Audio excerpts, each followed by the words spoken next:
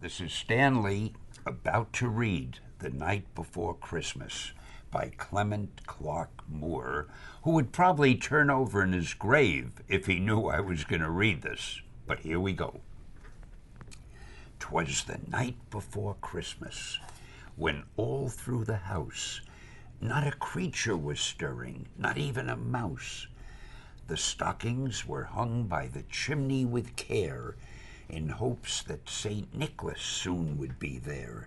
The children were nestled all snug in their beds, while visions of sugar plums danced in their heads.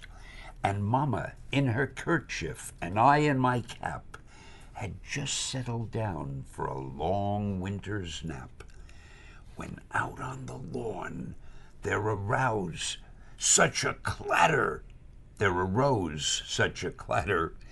I sprang from the bed to see what was the matter. Away to the window I flew like a flash, tore open the shutters and threw up the sash.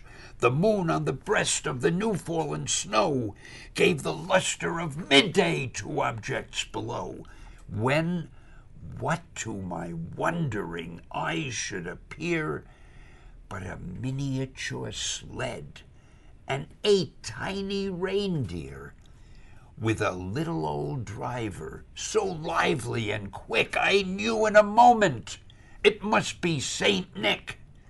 More rapid than eagles, his coursers they came, and he whistled and he shouted and he called them by name.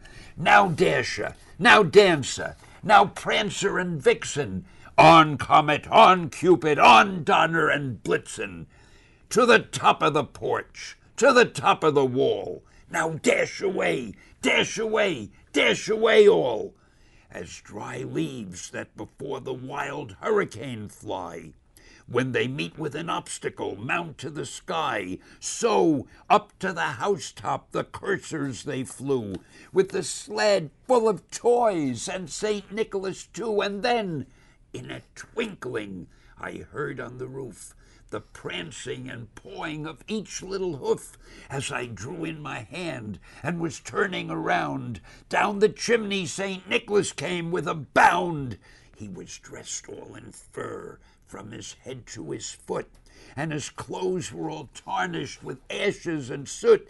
A bundle of toys he had flung on his back, and he looked like a peddler just opening his pack. His eyes, how they twinkled, his dimples, how merry, his cheeks were like roses, his nose like a cherry. His droll little mouth was drawn up like a bow, and the beard of his chin was as white as the snow. The stump of a pipe he held tight in his teeth, and the smoke it encircled his head like a wreath.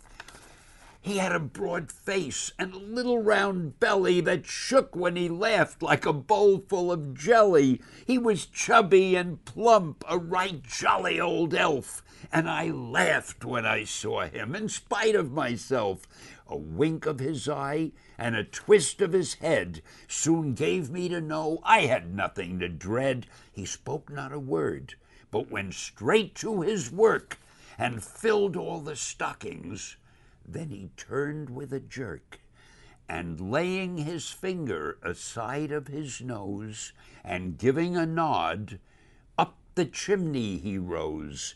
He sprang to his sleigh, to his team gave a whistle, and away they all flew like the down of a thistle. But I heard him exclaim, ere he drove out of sight, "Excelsior, true believers!